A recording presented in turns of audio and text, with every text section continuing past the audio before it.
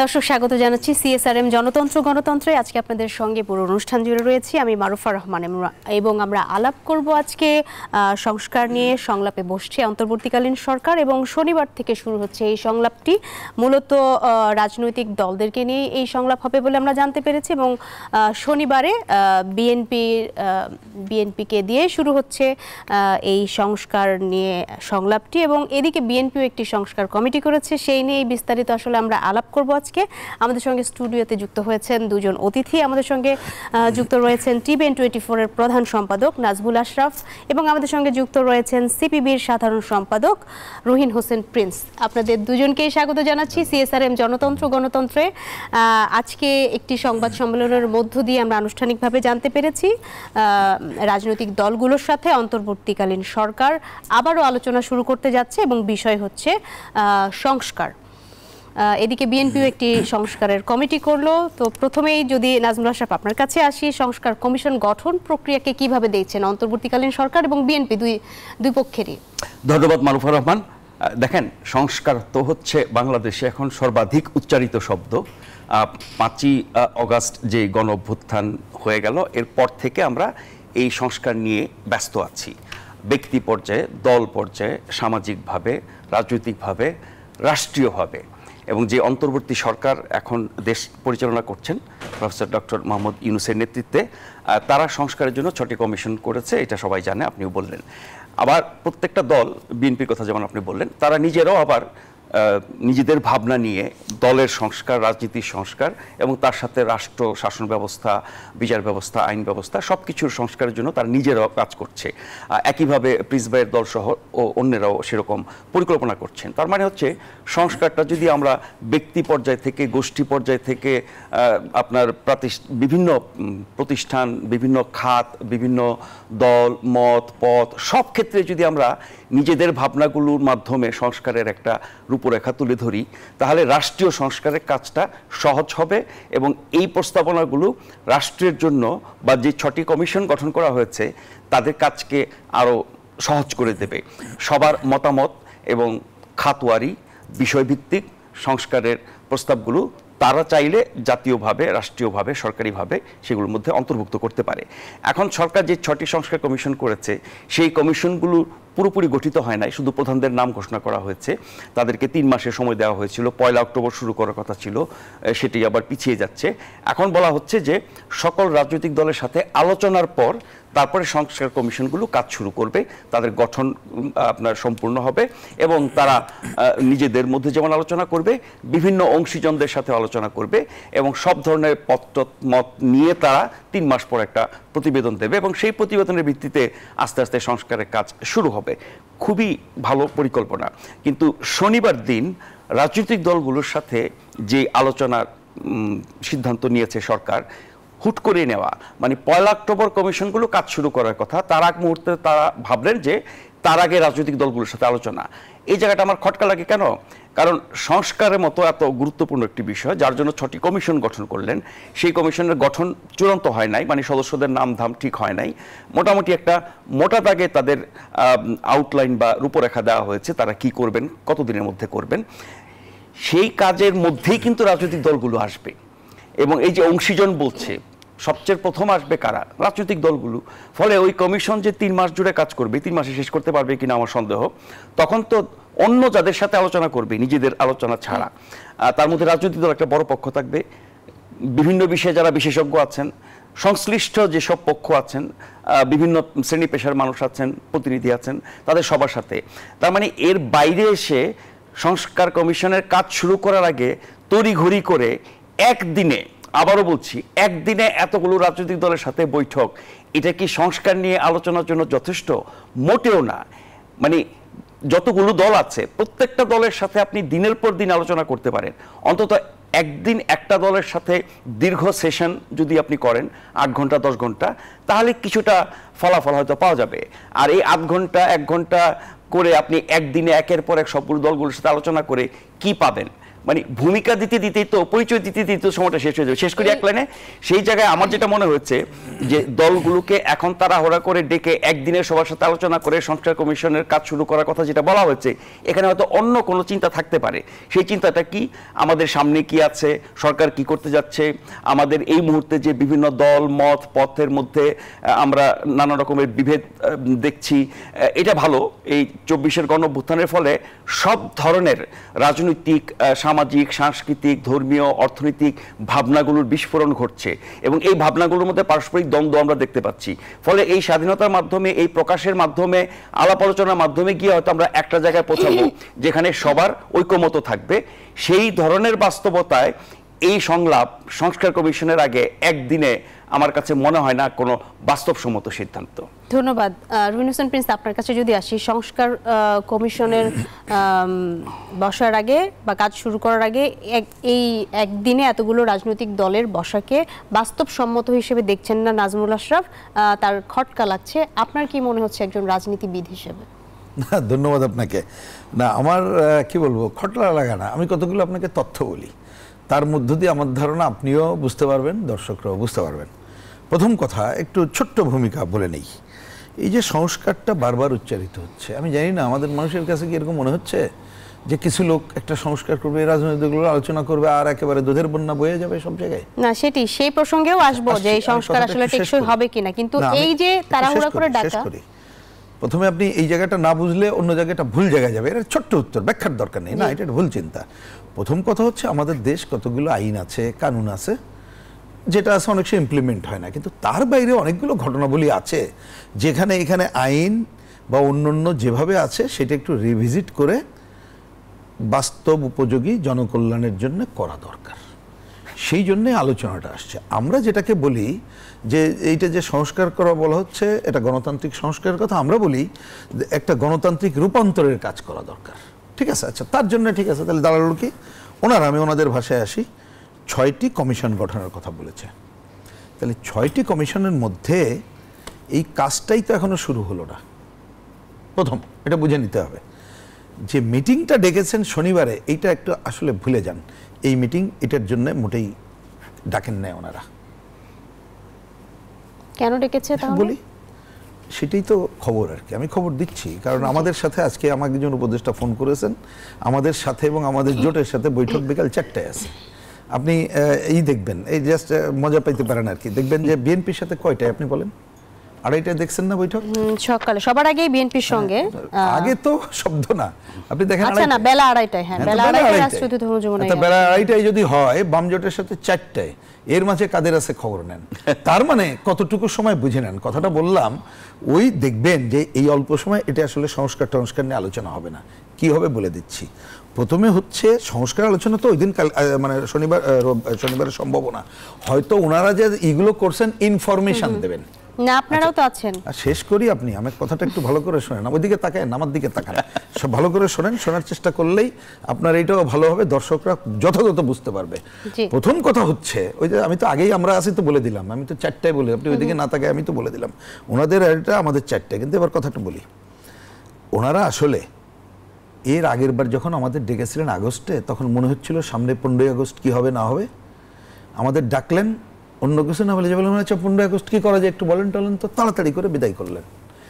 এইবারও যেহেতু অনেক আগে থেকে কথা হচ্ছিল যে আপনারা রাজনৈতিক দলগুলোর সাথে কথা বলেন না, সেই জন্য কি ডেকেছে? আমি বলি যে না, কারণ এখনো দেখেন, আপনি তথ্যের জায়গায় চলে যান, আপনি সাংবাদিক, কংক্রিট তথ্য নিলে দেখবেন পরিষ্কার বলেছে যাদেরকে ওনারা দায়িত্ব দিয়েছেন যে কমিটি গঠন করবেন, তার জন্য কোনো রাজনৈতিক দলগুলোর সাথে ওনারা কথা বলছেন না, ওই কমিটি করবেন নিজেদের উদ্যোগে। এবং আসার আগে আমি দেখলাম নাজমুল ভাই, যদি ফেসবুক ভুল না দেখায়, কারণ সবটা বোঝা কঠিন, ওনারা আজকেই ঘোষণা দিয়েছেন ওই যে নির্বাচন সংস্কারের আরো 4 জন সদস্য। আচ্ছা, এটা করবেন ওনারা, কিন্তু বলেছেন ওইটা আমাদের সাথে পরামর্শ করবেন না, করবেন, 1 নম্বর। 2 নম্বর, এখনো পর্যন্ত ওনারা কি বলছেন, ওই টিম 31শে ডিসেম্বরের মধ্যে রিপোর্ট দেওয়ার পরে রাজনৈতিক দলগুলোর সাথে আলোচনা করবেন। তার মানে আমরা ওই দিন যে যদি কোনো মন্তব্য করতে চাই ওইটুক করতে পারবো। সুতরাং সংস্কারের আলোচনায় মেজর কোনো পার্ট নেওয়ার কোনো সময়ই নাই। যেমন আমাদের ডেকে বলেছেন আপনারা আসেন, আধা ঘন্টার জন্য কথা বলবো। তো বাম গণতান্ত্রিক জোট 6টি মানে কি বলবে যে দলের জোট, সেখানে কমিউনিস্ট পার্টি আছে, তা আধা ঘন্টায় কি হবে? ও পরিচিত হইতে হইতেই কিন্তু সময় চলে যাবে।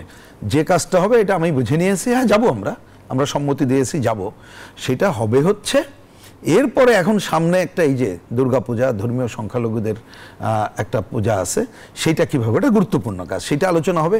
ওনারা একটা বড় নিজেরাই এখনো শেষ করতে পারেন নাই গার্মেন্টস ফ্যাক্টর, ওইটা কি বলা যাবে, আইন শৃঙ্খলা পরিস্থিতি নিশ্চয়ই, তাতেও আধা ঘন্টায় কিন্তু খুব একটা আলাপ করা যাবে না।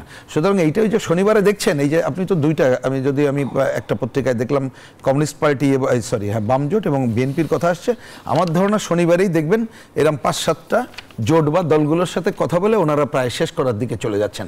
তার মানে আমি বলছি এইটা নিয়ে বেশি প্রত্যাশা করার জায়গা আমি এই শনিবারে যাচ্ছি না। এই কথাটা বলে যেটা বলতে চাই, সরকারের এখনো উচিতের আগে বলি, তাদের সিদ্ধান্ত নেওয়া উচিত, তারা যে কাজগুলো করবেন, রাজনৈতিক দল, বিভিন্ন শ্রেণী পেশার মানুষকে আস্থায় ওনারা নেবেন কিনা। আমার বিবেচনায় এইবার ডাকলেও অনেকদিন পরে এখনো পর্যন্ত আস্থায় নেওয়ার মতো পরিবেশ আমি যদি বুঝে থাকি, যেভাবেই ওনারা শনিবারে ডেকেছেন, তাতে আমি কিন্তু এখনো পর্যন্ত কোনো প্রত্যাশার কিছু দেখি না। কিন্তু তারপর এইটুকুই দেখি, ওনারা বাইরে অন্ততপক্ষে শোডাউনটা হবে যে রাজনৈতিক দলগুলোর সাথে ওনারা বসেছেন, কিন্তু আপনারাও তো বের হয়ে এসে আবার গণমাধ্যমকে বলার জায়গাটা তো আছে। আর প্রত্যেক এর আগে যে 2বার সংলাপ হয়েছে সেখানেও আমরা দেখেছি যে সবাই লিখিত আকারে তাদের যে প্রস্তাবগুলো সেগুলো তারা দিয়েছে। এটাই তো, ওইটা আপনি দূর থেকে দেখেছেন, আমি তো ওইটাও ছিলাম, বলে দিই, লিখিত যে যত কাগজ দিছে ওই কাগজ কারোর কাছে খোঁজ দেন, ওইটা কোনো কাগজ নাই কারোর কাছে, কারণ ওই কাগজ ওনারা প্রত্যাশাও করেন, এটা তো ভুল চিন্তা। যেমন ধরেন আমি দায়িত্ব নিয়ে বলছি কথাটা, কিন্তু কারণ অন ইয়ারে বলছি, সবাই শুনছে। ওই দিন বামজোট যদি আমরা বস্তা বস্তা কাগজ নিই বা 3 পাতার নিই, কোনো লাভ নেই। কারণ ডাকছেন তো এই কারণের জন্য, ওইটা নেওয়া ওয়েস্টেজ, আমারও সময় ওয়েস্টেজ, ওনাদেরও সময় ওয়েস্টেজ। ওই যে কথা বলবে তখন একটু মন্তব্য করেই চলে আসা যাবে। কারণ আমি তো বললাম, ধরেন আপনি এই যে একটা টক শোতে ডেকেছেন, যদি পরিচয় অমুক টমুক সময় আরো মানে কি বলে ব্যয় করতেন, আধা ঘন্টা আপনি কতটুকু করতে পারবেন। এবং আপনার যদি আরেকটা থাকতো, যে খবর থাকে, আপনি তড়িঘড়ি করেন না ওইখানে। তাই কিন্তু এই কথাটাকে আমি নেগেটিভ নিচ্ছি না, আমি দিচ্ছি এত সবের পরে ওই যে কি বলে কি বরফ গলার কথা যদি বলেন, সেইটাও যদি ওনারা শুরু করেন, সেইটাও পজিটিভ। কিন্তু এখনো বলি, যদি ওনারা রাজনৈতিক দল সহ শ্রেণী পেশার মানুষকে আস্থায় না নিয়ে ওনারা বিশেষ কোথাও চিন্তা হলো করলেন, তাহলে এটা তো আপনি সংস্কার বা এই সংলাপ দূরে থাক। আরে ভাই, এর আগে তো আপনি জনগণকে আস্থায় নেবেন, তা জনগণকে আস্থায় নেবেন কোত্থেকে? কারণ জিনিসপত্রের দামের যে আকাশচুম্বী, আপনি জনগণকে আস্থায় নেবেন কিভাবে? তার জানমালের নিরাপত্তা নেই।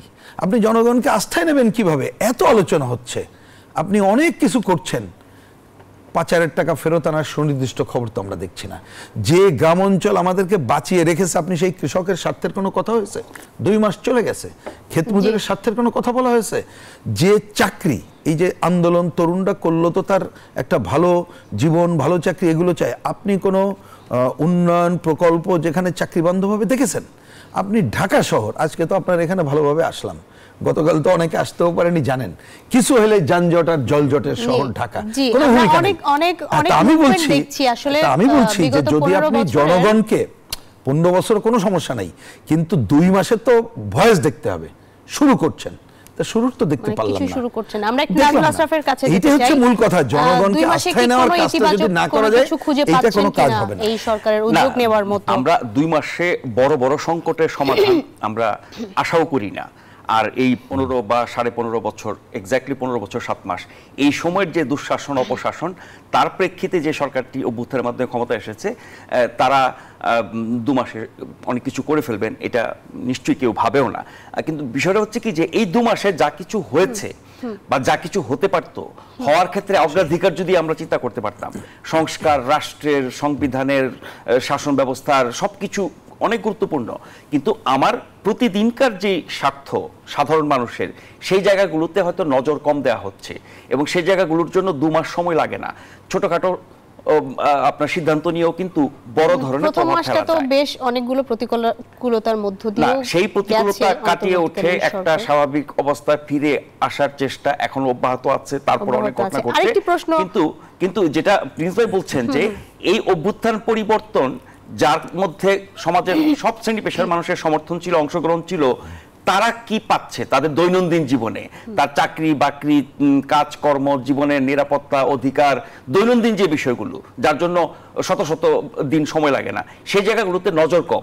কিন্তু যেগুলো একটু দূরবর্তী ব্যাপার, সেগুলোতে হয়তো নজর বেশি। আর সবাইকে নিয়ে, সবার দ্বারা নির্বাচিত নাই সরকার, কিন্তু সবার সমর্থিত, যারা পরাজিত শক্তি তারা বাদ দিলে সেই জায়গায় সবার অংশগ্রহণ থাকছে কিনা, সবার বিষয়গুলো আসছে কিনা তাদের প্রতিদিনকার কাজে, কথায়, কর্মে, সেই জায়গাটিতে প্রশ্ন আছে।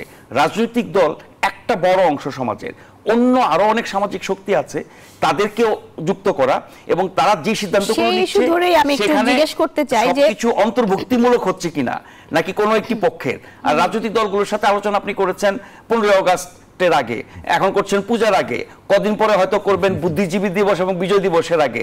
তার মানে এরকম স্পর্শকাতর রাজনৈতিকভাবে, সামাজিকভাবে, অর্থনৈতিকভাবে, সাংস্কৃতিকভাবে সেই বিষয়গুলোর ব্যাপারে আপনি কোনো ঝুঁকি নিতে চান না। সবার সাথে বসে একটা নাম খাওয়াস্তে বৈঠক করে আপনি বিবৃতি দেবেন যে সকল দলের সাথে আলোচনার প্রেক্ষিতে আমরা সিদ্ধান্ত নিলাম এটা করিব, এটা করিব না, এটা হবে, এটা হবে না। এটা কিন্তু একটা ফাঁকিবাজি এক রকমের। এটা যথেষ্ট পরিমাণে প্রস্তুতি নিয়ে ওই কাজগুলো করার মতো না।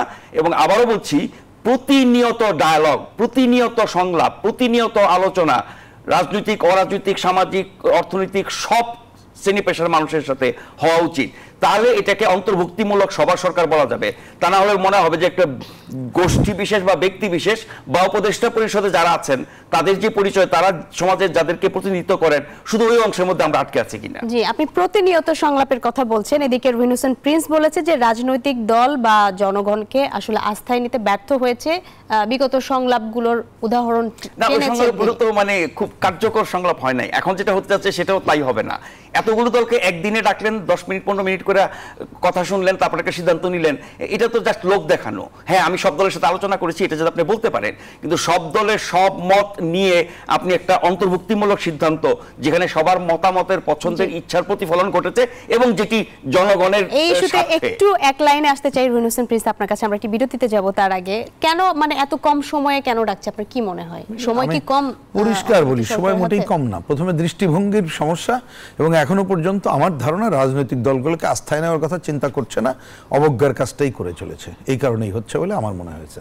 অন্যান্য রাজনৈতিক দলের মত একই অবস্থা। দেখেন, আপনি খবর নেন, জানি না অন্যদেরটা কি, কিন্তু অন্ততপক্ষে আমাদের দিক থেকে, এবং এই জায়গায় তো বলবো, কারণ আপনি রাজনৈতিক দলগুলোকে আপনি তো সুনির্দিষ্ট করতে হবে, তার জন্য সময় রাখতে হবে, সময় দিতে হবে যদি কথা শুনতে চান। এখন সেটা করছে না। এখন জানি না যদি কোনো রাজনৈতিক দল, তারা যেমন দেখেন হয়তোবা বাইরে, যেটা আমরা এখনো ওইরকম করছি না, করতে চাইও না, পাঠ্যপুস্তক একটা প্রণয়ন কমিটি করলো। প্রথমে কারোর সাথে তো জিজ্ঞাই করছে কিনা, আমাদের সাথে জিজ্ঞাই করে নাই, কিন্তু হঠাৎ করে কারা নাকি বিক্ষোভ করলে বাতিল করলেন, এবং কোনো কারণ, যুক্তি কোনোটাই তো আমরা দেখলাম না। তাহলে আপনি প্রথমে একটা জিনিস তো যুক্তির উপরে দাঁড়িয়ে রাজনৈতিক দলগুলোর সাথে যদি মনে করেন পরামর্শ করে কথা বলে দেন, ভাই রাজনৈতিক দলগুলোর সাথে আমরা এগুলো করব না, আমাদের মতো করব, তোমরা যা খুশি করো, তাহলে হইতো। কিন্তু আমি দেখতে পাচ্ছি ওনারা এখনো পর্যন্ত সুস্থিরভাবেই এই কার্যক্রমগুলো পরিচালনা করতে পারছেন না। কিন্তু তাতে ক্ষতি হচ্ছে কি জানেন? ক্ষতি হচ্ছে এই যে গণ অভ্যুত্থানের মধ্য দিয়ে যে এই যে হাজারের উপরে মানুষ প্রাণ দিল, এবং কয়েক হাজার মানুষ এখনো পঙ্গুত্বের জীবন যাপন করছে, এবং যে লক্ষ লক্ষ মানুষ, তরুণরা এবং পরিবার পরিজন সহ এবার যে সংগ্রামে গেল, তাদের সবাই একটা হতাশার জায়গায় চলে গেল। তাদের যে আকাঙ্ক্ষা, সেই আকাঙ্ক্ষা পূরণের, এই যে বললাম যে শুরু, যেমন সূর্য দেখলে দিনটা কেমন যাবে বোঝা যায় না সকালে, এখনো পর্যন্ত ওনারা ভালো কিছু দেখাইতে পারছেন বলে আমার মনে হচ্ছে, বরঞ্চ অনেক অনেক বিতর্কিত বিষয় হাজির করছেন, যেটা আরো ক্ষতি করছে। একটি বিরতিতে যেতে চাই। দর্শক, আমরা মূলত আলাপ করছিলাম সংস্কার এবং সংলাপ নিয়ে। আমাদের অতিথিরা যুক্তির উপর দাঁড়িয়ে রাজনৈতিক দলগুলোর সাথে এই সংলাপকে সফল করার আহ্বান জানাচ্ছেন। একটি বিরতি নিচ্ছি, আশা করছি সাথেই থাকবেন। দর্শক, বিরতির পরে আবারও স্বাগত জানাচ্ছি সিএসআরএম জনতন্ত্র গণতন্ত্রে। আমরা মূলত আজকে আলাপ করছিলাম সংস্কার ও সংলাপ এই প্রসঙ্গে। স্টুডিওতে দুজন অতিথি রয়েছেন আমাদের সঙ্গে। আমরা এবারে যে ইস্যুতে যেতে চাই, এই সংস্কার সংলাপ কেন্দ্রিক, যে শুধু সংস্কার কমিশনের কাজের অগ্রগতি জানানোর আমন্ত্রণে রাজনৈতিক দলগুলো মূলত সন্তুষ্ট নয়।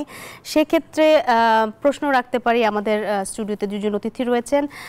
রুহিন হোসেন প্রিন্স, আপনার কাছে আবারও আসতে চাই, যে সদস্য বাছাইয়ের এই যে তাদের একলা চলো নীতি বলা হচ্ছে, সেটি কি দূরত্ব সৃষ্টি করছে কিনা রাজনৈতিক? না, এই সদস্য মানে ওই যে টিমের সদস্য বাছাইয়ের কথা বলছেন। জি না, এটা আমি অবশ্য এইটাকে দূরত্ব আমি ধরছি না এই কারণে, কমিশনের মানে প্রধান নিয়োগ, প্রধানদেরকে যে নিয়োগ দেওয়া হলো সেখানে এই কারণে, কারণ ওনারা তো প্রথম দিকেই যে ওনারা যেভাবে মন্ত্রী মানে উপদেষ্টা পরিষদ গঠন করলেন, সেটাও তো আমাদের সাথে পরামর্শ করেন নাই, তো ওনারা হয়তো ওইভাবেই করবেন ধরে নিয়েছি।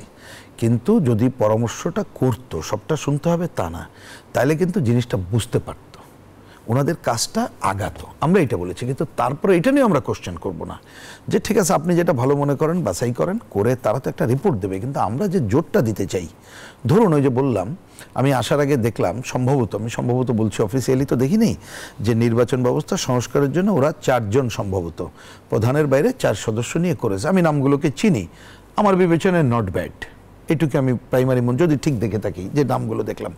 এখন কথাটা হচ্ছে ওনারা কি 31শে ডিসেম্বরে দেওয়ার পরে আলোচনা শুরু করবেন, এবং যেভাবে বলেছে, আমি ওনাদের কথা বলছি যে রাজনৈতিক দলগুলো একটা কর্মশালায় আমন্ত্রণ জানানো হবে, তারপর এটা করা হবে, তাহলে কিন্তু আসলে ইনভলভ করা হলো না।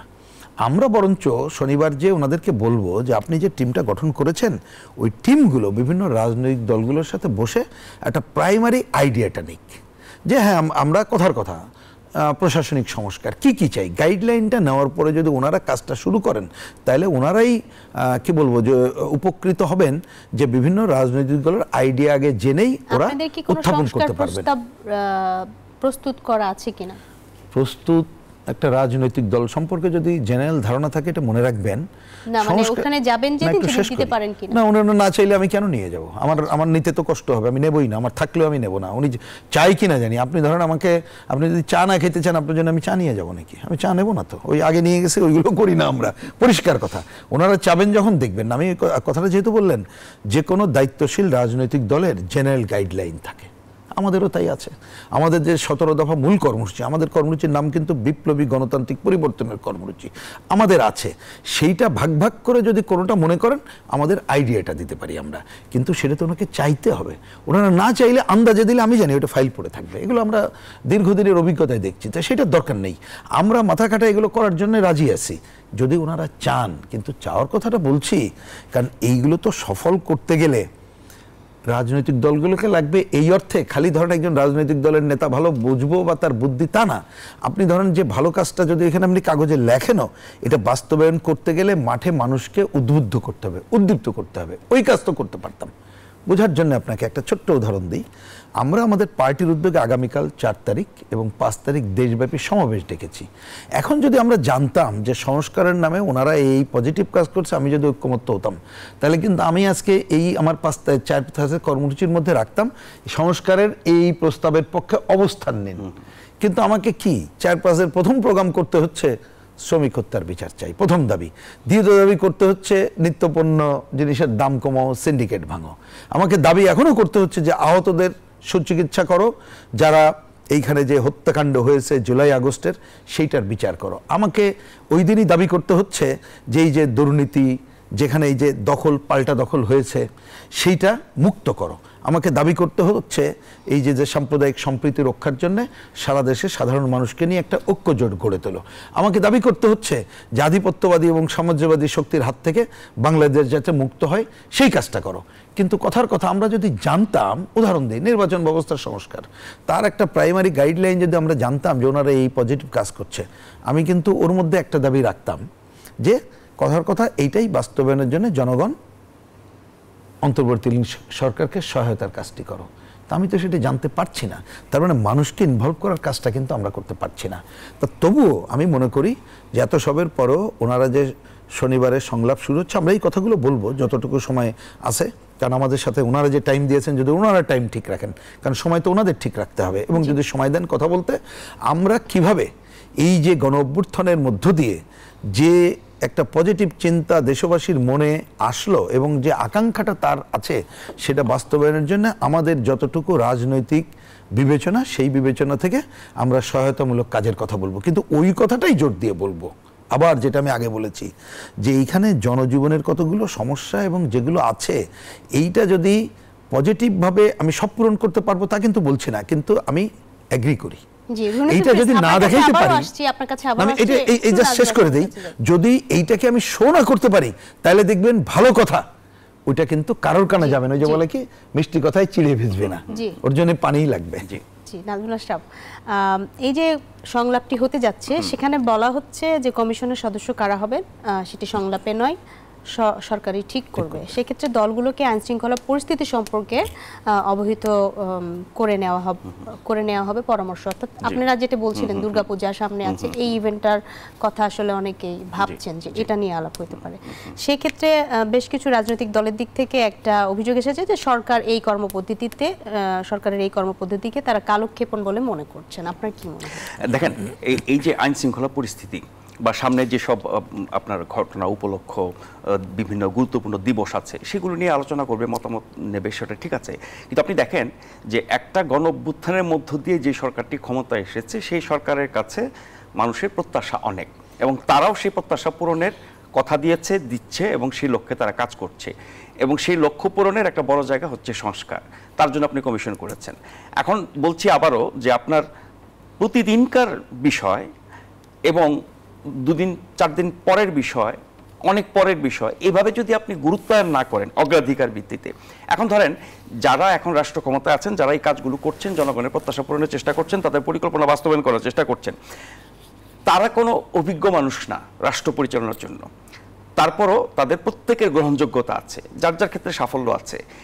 তার মানে হচ্ছে যে এখনকার যে বাংলাদেশ, গণঅভ্যুত্থান পরবর্তী যে বাংলাদেশ, যেই বাংলাদেশের স্বপ্ন তারা পূরণ করতে যাচ্ছেন, সেই জায়গায় এই যে আমাদের সরকারটি, উপদেষ্টা পরিষদকে যদি আমি ধরি মন্ত্রিসভার বিকল্প, সেটি খুবই ছোট না, এক তো অনভিজ্ঞ, তারপরে আকারে খুবই ছোট। তার মানে হচ্ছে দেশটা ঠিকঠাক স্বাভাবিক অবস্থায় আছে। ওরকম একটা দেশকে চালানোর জন্য, মানে রুটিন ওয়ার্ক যেটাকে বলে, দৈনন্দিন কাজ, সেটার জন্য কিন্তু এটা অনেক ছোট। আর অনভিজ্ঞতা এবং বাস্তবতা, বিরূপ পরিস্থিতি, সেই দিক থেকে চিন্তা করতে গেলে এটা তো আরো ছোট। কেন আমি এটার পরিসর বড় করি না? যাদের জীবনে কোনোদিন দেশ চালানোর, মন্ত্রণালয় চালানোর, প্রশাসন চালানোর অভিজ্ঞতা নাই, তাদের কাঁধে আপনি 3টা 4টা 5টা করে মন্ত্রণালয় দিয়ে রেখেছেন। তা আপনি এটাকে কেন সম্প্রসারণ করছেন না? আর আগের কথাটা বলি, আপনি সম্প্রসারণ করার ক্ষেত্রে সকল দল, মত, পথের মানুষের প্রতিনিধিত্ব নিশ্চিত করছেন কিনা। তাহলে হবে কি, আপনি সবাইকে নিয়ে করছেন, কেউ আপনাকে বিরোধিতা করতে পারবে না, বা আপনি সবার মতকে ধারণ করতে পারছেন, অন্তর্ভুক্তিমূলক সিদ্ধান্ত নিতে পারছেন, সেটা নিশ্চিত হবে। সেটা কেন করছে না? আর অগ্রাধিকার জায়গায় আরেকটা কথা বলি, এই যে আপনার দ্রব্যমূল্য, আমার আইন শৃঙ্খলা পরিস্থিতি, আমার চাকরির বাজার, আমার প্রতিদিনকার চলাফেরা, এগুলো তো আছেই।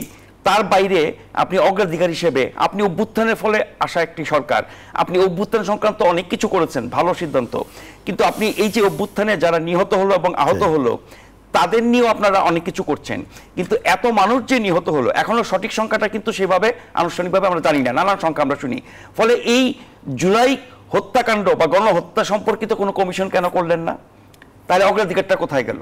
আহতদের চিকিৎসা সরকার করছে, সরকারি খরচ দিচ্ছে, কোনো ব্যক্তিরা গিয়ে উপদেষ্টা গিয়ে দেখাশোনা করছেন, ঠিক আছে, কিন্তু এই জায়গাটার গুরুত্ব আরো বেশি হওয়া উচিত না? কারণ এই ঘাটা এখনো দগদগে আছে কিন্তু মানুষের মনে, হৃদয়ে, শরীরে। সেই জায়গাটা আমরা অগ্রাধিকারটা দেখছি না। আর শনিবারের আলোচনা, আমি আবারও বলছি যে এটা জাস্ট খালি এইটা বলার জন্য যে আমরা সকল দলের সাথে আলোচনা করে এই সিদ্ধান্ত নিয়েছি, সেটা আপনার পোশাক শ্রমিক কারখানার সংকট বা আন্দোলন হোক, সামনে দুর্গাপূজা হোক, আইন শৃঙ্খলা পরিস্থিতি হোক, এরকম একটা কিছু করার জন্য।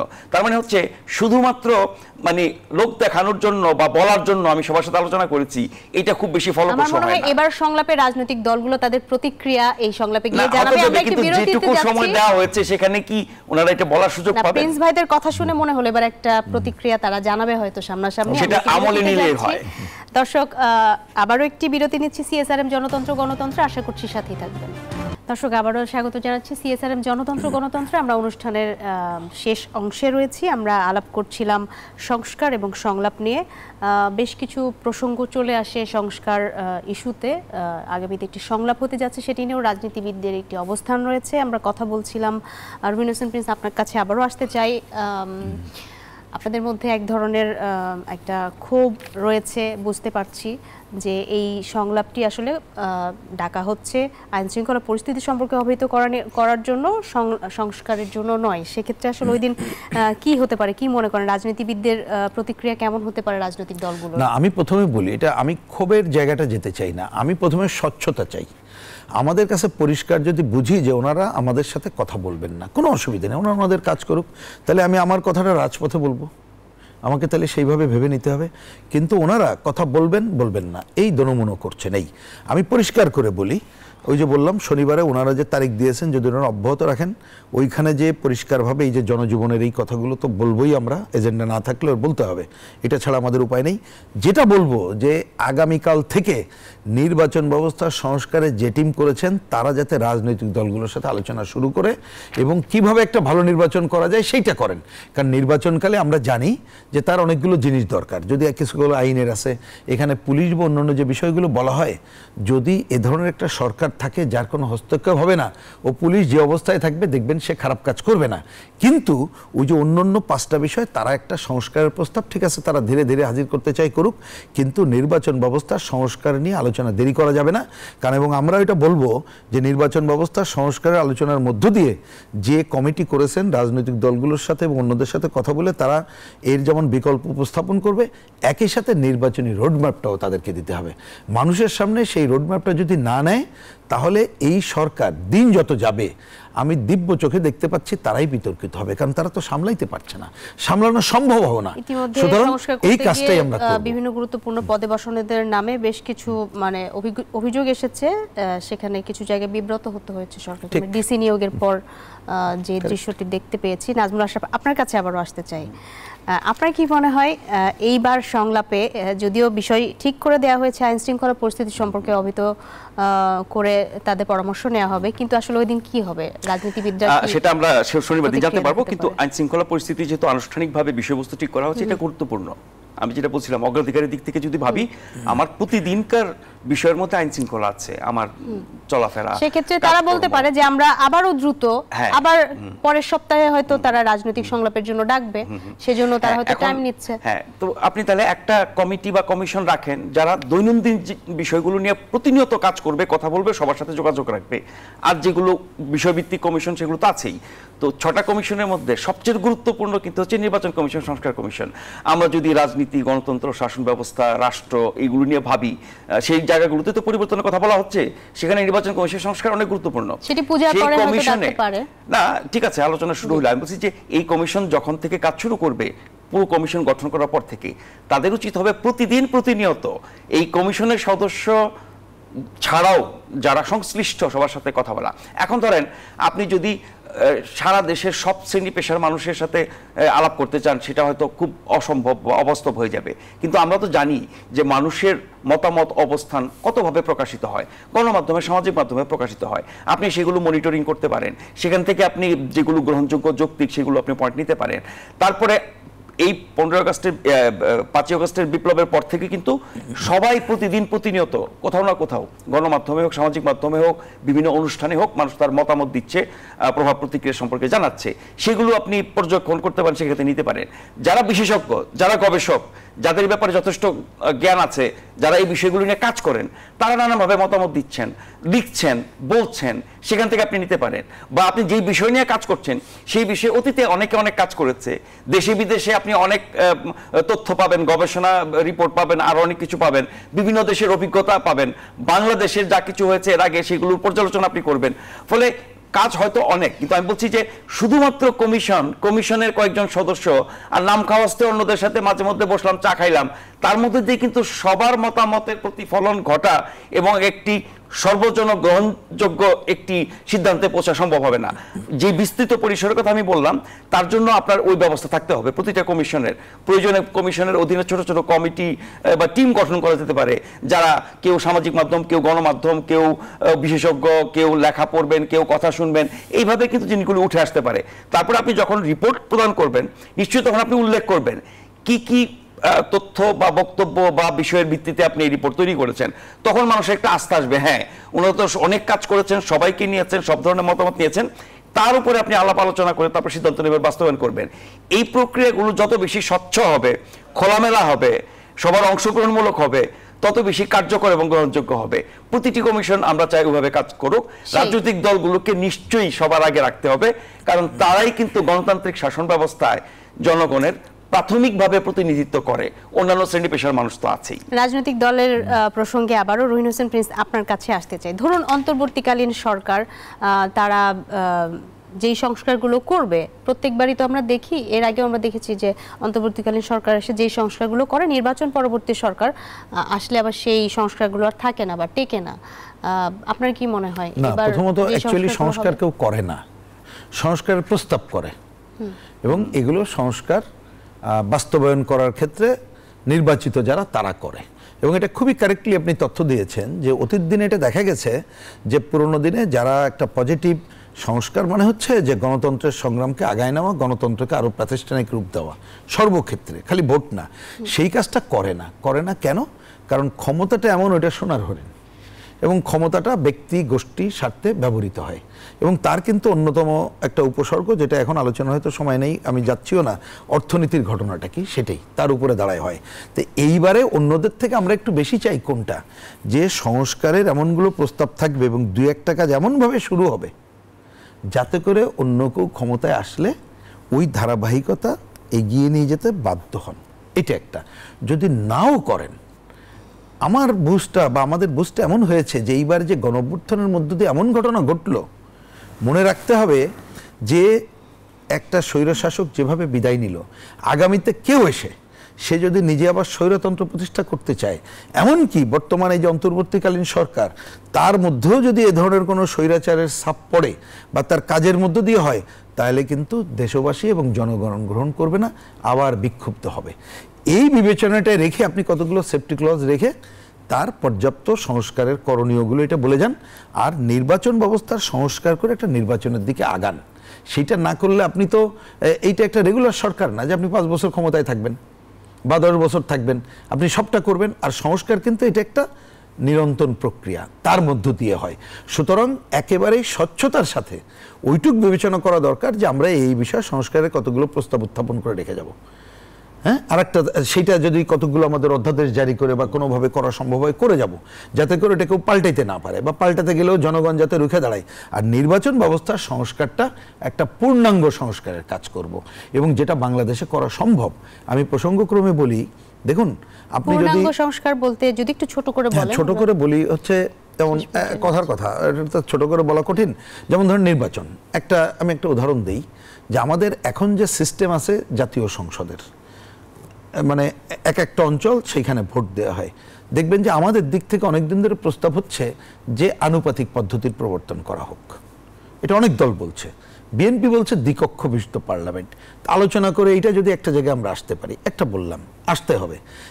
একটা ব্যাপার আছে যে আমাদের সংসদ সদস্যরা তারা যেভাবে মাতবাড়ি করেন স্থানীয় সরকারের প্রতি, সেটা আমাদের সংবিধান বিরোধী, এবং ওই স্থানীয় সরকার দাঁড়াইতে পারে না।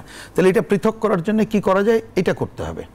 আমাদের নির্বাচনে বোঝার জন্য বলি, যেমন আমরা বলেছি না ভোট দরকার। না ভোট এক সময় ছিল, এই আওয়ামী লীগ সরকার এসে বাতিল করে দিয়েছে। তাহলে না ভোট নিয়ে আসুক, মানে ক্যান্ডিডেট যদি 5 জন থাকে, আনুপাতিক সিস্টেম না হয়, আপনার পছন্দ না হলে আপনার কাউকে না কাউকে ভোট দিতে হবে, কিন্তু না ভোট থাকলে আপনি ভোট দিতে পারবেন। এবং না ভোট যদি মেজর হয়ে যায়, তাহলে নতুন ভোট হবে। বর্তমান সিস্টেমে কেউ ধরেন নির্বাচিত হলো, তাহলে 5 বছরের জন্য তাকে কিন্তু কিচ্ছু করতে পারবেন না।